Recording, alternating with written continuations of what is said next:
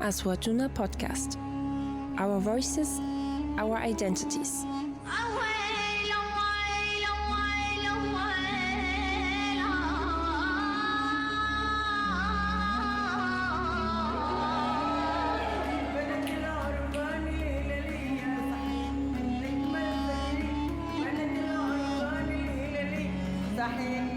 أوها بديار رماني، أوها حلوة ولفاني، أوها حلفنا ما نقطفها، أوها لعز شفاء بالسلامة.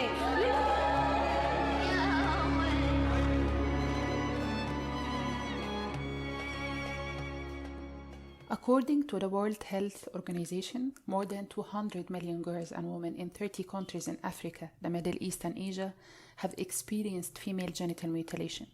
In 2007, a girl lost her life in Minya Governorate in Upper Egypt after being circumcised.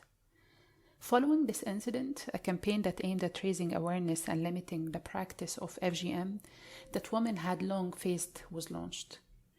Indeed, in 2008, laws changed, making criminalized female circumcision illegal in Egypt. The practice has become prohibited by law in many other countries as well. It's punishable by law in 26 countries in Africa and the Middle East. In 33 other countries outside this region, where immigrants from countries where circumcision is still practiced live, laws prohibiting female genital mutilation have been enacted as well. However, the threat persists despite laws and punishments, as the society continues to accept FGM and treat it as a normal practice. The society has become used to FGM and made it the norm. Changing this norm takes a long time, even if it is prohibited by law. We hear many justifications from proponents of circumcision. For example, they believe that circumcision needs to happen in order for the girl to be ready for puberty or marriage, or because it protects the girl from her own sexual desire and any potential consequences. In short, it's claimed to be a procedure that protects and preserves the morality of the girl. Another justification states that circumcision is a custom with a religious reference.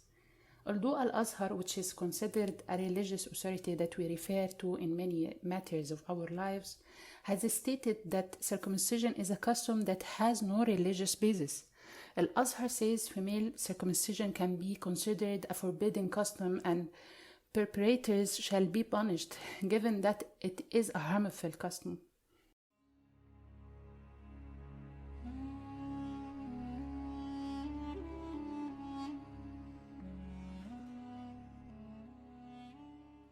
I was circumcised at the age of 8. My mother is the one who decided on the procedure. Or to be more precise, my mother's family. My God never forgave them for all the evil they did to me. We're the ones who talked to my mother about it and asked her, how come you haven't circumcised your daughters? We were 3 girls, and we were all not circumcised at that time. I'm the youngest. The one who performed the surgery was a doctor that my mother and her sister knew. When I underwent the operation at that time, it was not yet forbidden. FGM was performed normally everywhere. Alia is an Egyptian woman. She has a university degree. She is 36 years old, married, and a mother of 2 daughters. Although the genital mutilation that was practiced on her happened many years ago, she still remembers how she felt that day. Alia is aware of the complications that the operation brought, not only on the physical level, but also on the psychological one.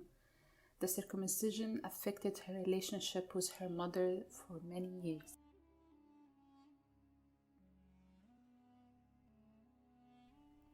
That was a terrible feeling of shame.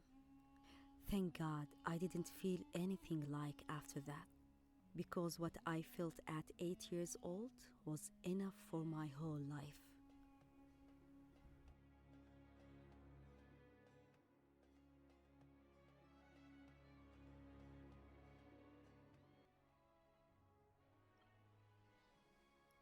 I comforted my mother many times, and I still do. When I was recording this, I called her on the phone. I told her, "Do you remember the operation?" She replied, "Please, my daughter, forgive me." I forgave her because her education was limited, so I understand her limited education and where she came from. She did not intend to harm me. I have forgiven her. She sincerely apologized to me for what she did. Today, of course, she says, "No, don't do that to your daughters." Obviously, FGM is now a punishable offense, but she herself has changed her opinion about it. For Alia, the issue is settled. Whether female circumcision is forbidden by law or not, her decision is clear, because from her point of view, it is a crime, and that's enough. I have two daughters, aged 8 and 10 years old. I've never thought of making them undergo the procedure, and I will never think about it. It has nothing to do with the law, or whether it's considered a crime or not. Why would cut part of my daughter's body? Why would I do this? This procedure might kill girls as was the case with others. Why would I choose to kill my daughters? For what? The law is irrelevant here. It's secondary.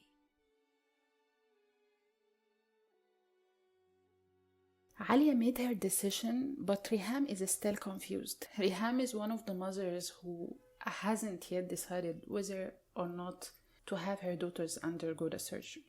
She's currently preoccupied by her teenage son and their studies, and decided to postpone the decision regarding the girl's surgery until it's time to make that decision. It's just like a custom. I don't see it as a crime. It's something normal, just like marriage. People have to go see doctors these days, and they decide if the girl should undergo the operation.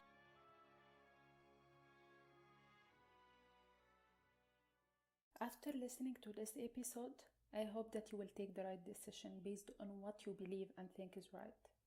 In this episode, we brought together two different voices.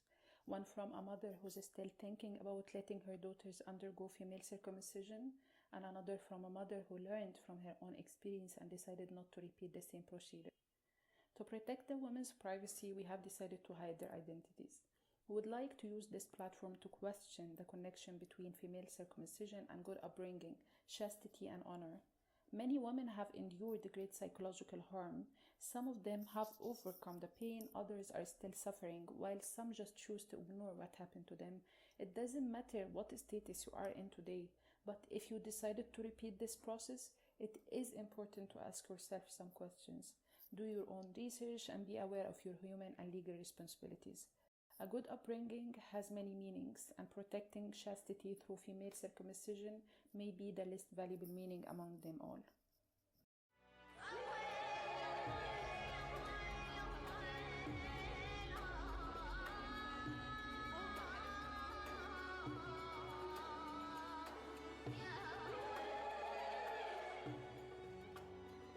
Thanks for listening to Aswatona Podcast, a podcast project that is implemented by the associations Nahostcast and Midost and supported by the German Federal Foreign Office.